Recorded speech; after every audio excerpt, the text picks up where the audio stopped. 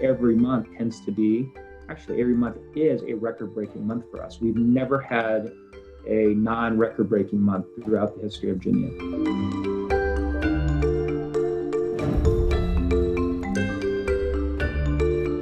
Michael, I'm excited to continue our conversation. In part one, you shared about your company, Genea. It's cloud-based software for commercial real estate.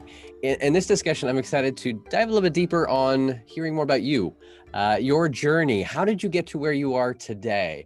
Tell me more about your story. You can even start before 9 years ago, before Genea. Sure. So I graduated from school, college, and if you were to ask me what I want to do with my career, the day I graduated, I would have told you I wanted to be a CEO of a company. But as a newly minted undergrad, I was not being given CEO opportunities at the time. So what I chose to do was I went to Wall Street. I spent most of my career as a private equity investor with some absolute premier firms. Very proud of having been part of the Blackstone team in New York and then part of the Leonard Green team in California. So that's where I cut my teeth, really understanding different businesses, different companies, how companies are valued, what makes certain companies way more valuable and successful than others. And so that was my background, one as an investor. And then how I got involved with Genea is when I was in my private equity role, Genea came across my desk. It was way too small to be a Leonard Green deal because we were buying billion-dollar companies at the time. But as a lifelong investor, there's certain characteristics I look for in great companies. And I thought, Genea was not even a company at the time. It was more of a technology. I thought this technology could be morphed into a great company with all those wonderful characteristics. So I did a bunch of diligence. And long story short, it was in the summer of 2011 after the financial crisis. The company was struggling.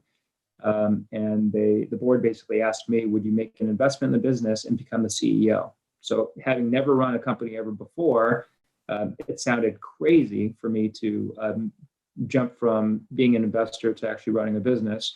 But after some soul searching and talking to my wife a lot, we decided to make that bet. And it's been a wonderful journey. And then you finally did become the CEO of a company. Yeah, so, exactly. to that fruition.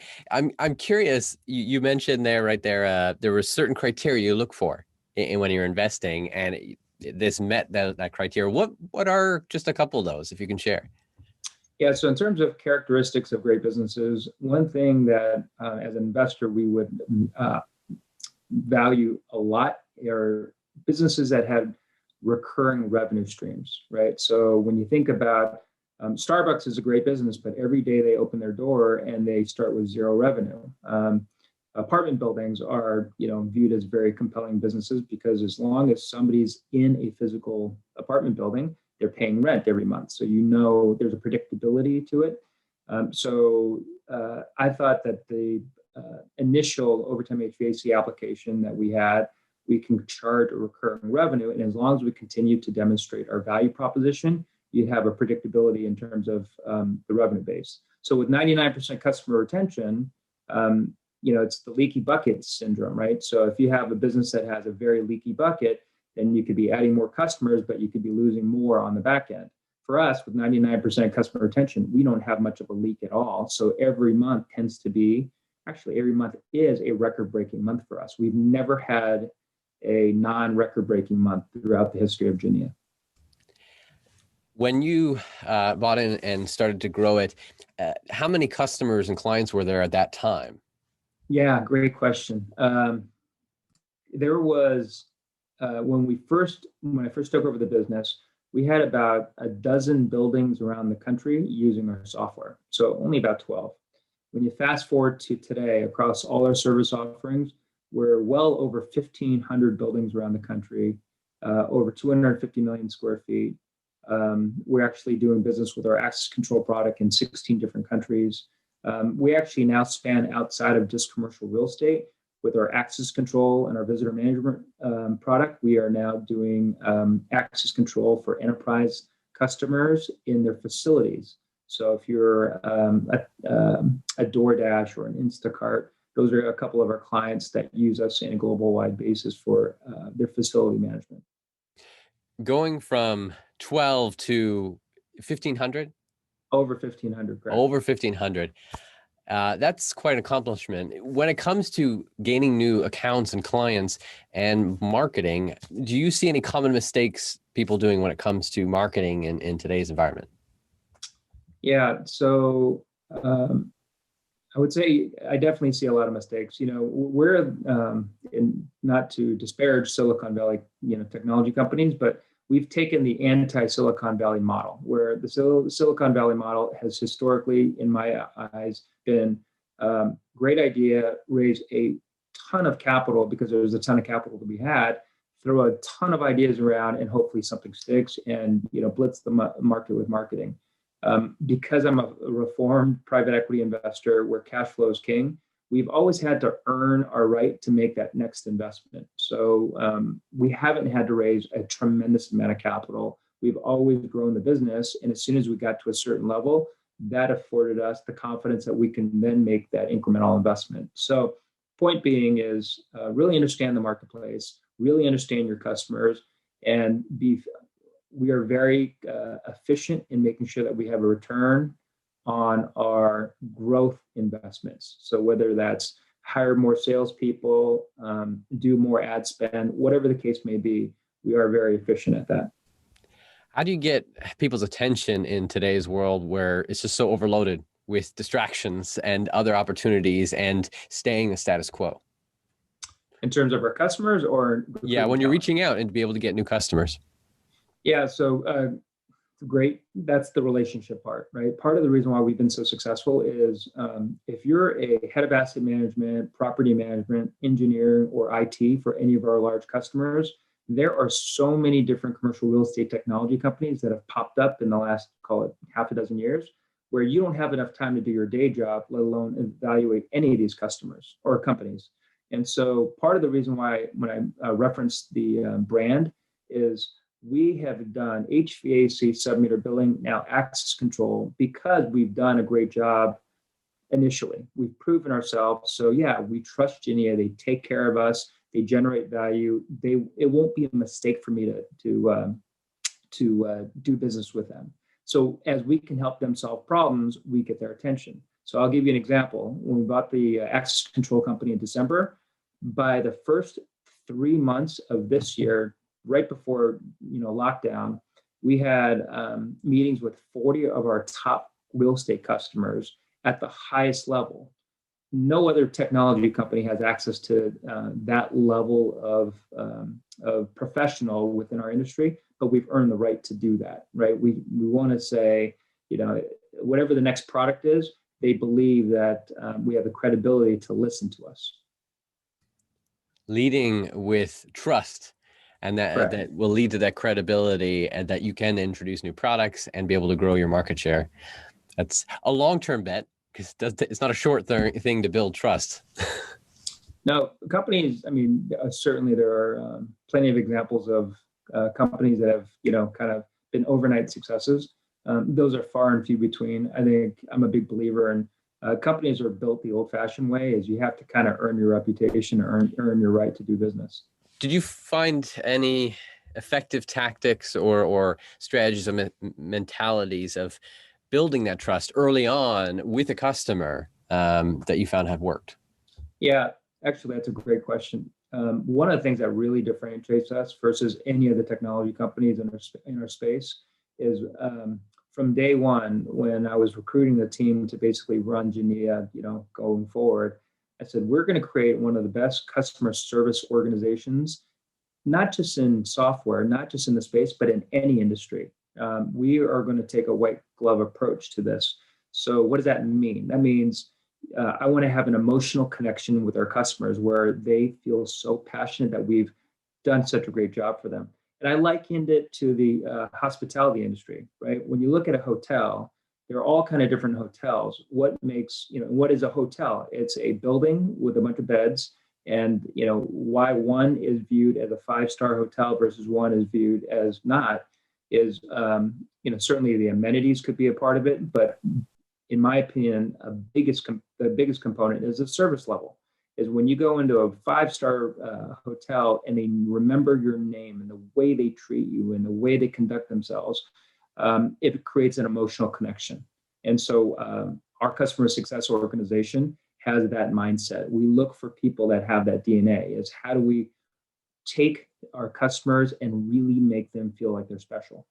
And I think that's something that's missing with a lot of technology companies. Technology is only valuable if it's simple. And so we're not just here to sell you technology and you have to go figure it out. We are selling you a solution, and we're here to support you with that solution. Now, we're not providing a lot of services behind it, but we're here to guide you through that process on leveraging our technology.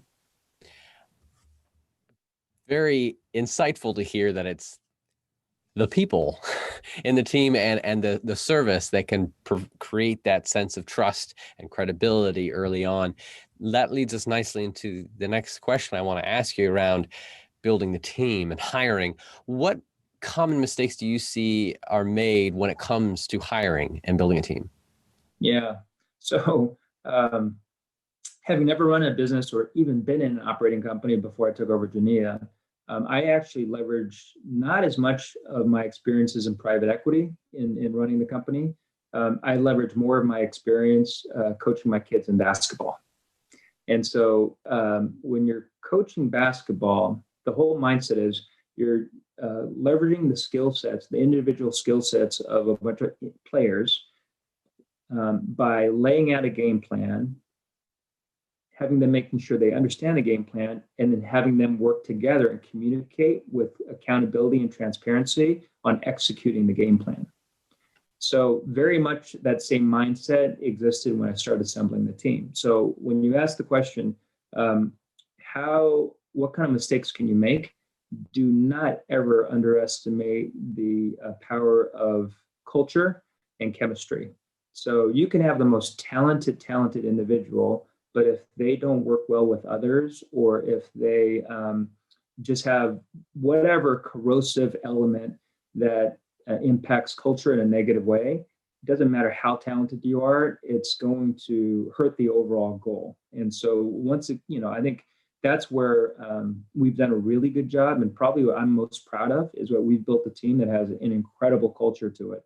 And during the middle of a pandemic, as soon as we went into lockdown, everybody's worked from home. We've been incredibly successful because there's already that inherent culture and chemistry built in so that we can be working online and still not miss a beat. We don't have to be physically together. I imagine over time, as the team grows, the culture has to maybe evolve in how you address things. How big is the team today?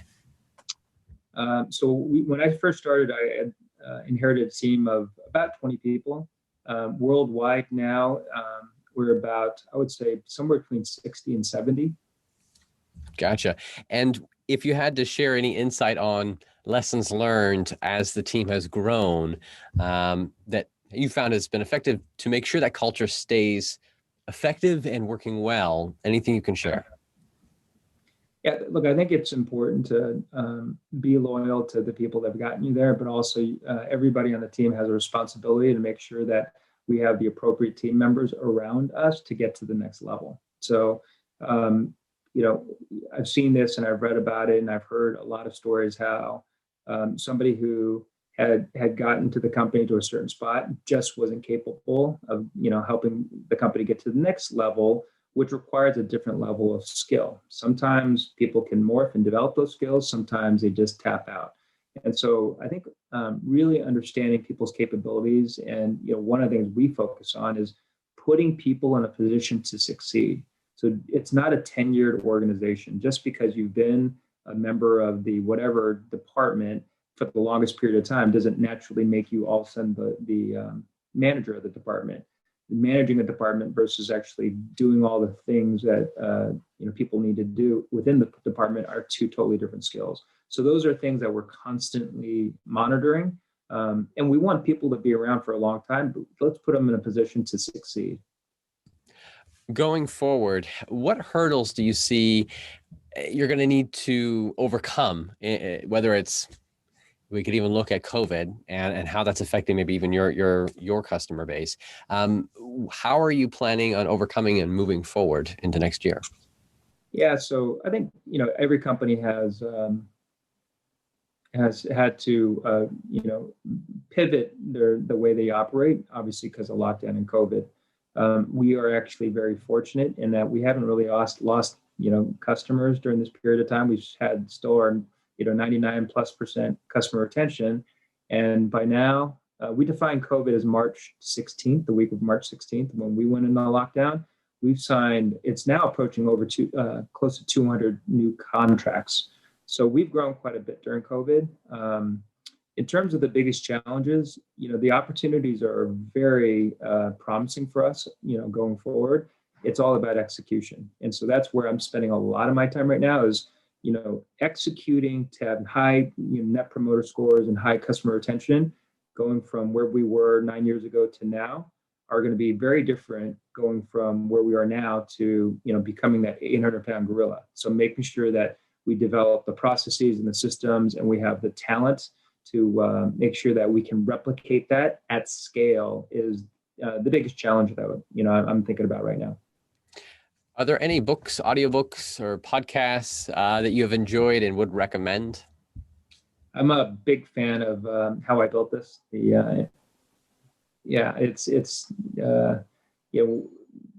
probably what I do most when I'm like, working out or I just want to kind of drown out. I just listen to, other entrepreneurs. It's a lot of fun.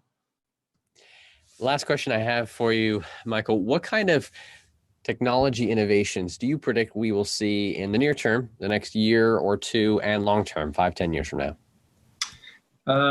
So we have, obviously AI is becoming, more and more important. My dog just jumped behind my back. It happens all the time. That's her comfort place. So I would say AI is impacting a lot of different industries. I think certain industries are probably more ready for AI. Commercial real estate, I think, is still, a few innings behind other industries in terms of technology evolution. That said, we're already looking at a bunch of AI strategies to help just bring that much better functionality to the things that we already do. So, for example, we have this HVAC application, we have our access control application. And so what we can do with a building owner and operator is be predictive in terms of where people are, when they need comfort, because we're plugged into the equipment that gives us that feedback. We know when people are in a building, we know when people leave a building, we know what their after-hour needs are. So there's a lot of information that we have because we're physically plugged into all the different aspects of the building where we can really drive a lot of value. I've really enjoyed your insight as well as kind of this journey that you've been on. Now you've succeeded what you set out to be, a CEO, but there's so much more yet to come. And it sounds interesting to see how AI and other technology will play a role in. Thank you again, everyone, also for joining us. Also sponsored today is TerraLeap. If your company wants to learn how to better leverage video to drive sales and marketing, go to terraleap.io. Thanks again, and we'll see you guys next time. Have you seen a company using AI, machine learning, or other technology to transform the way we live, work, and do business? Go to uptechreport.com and let us know.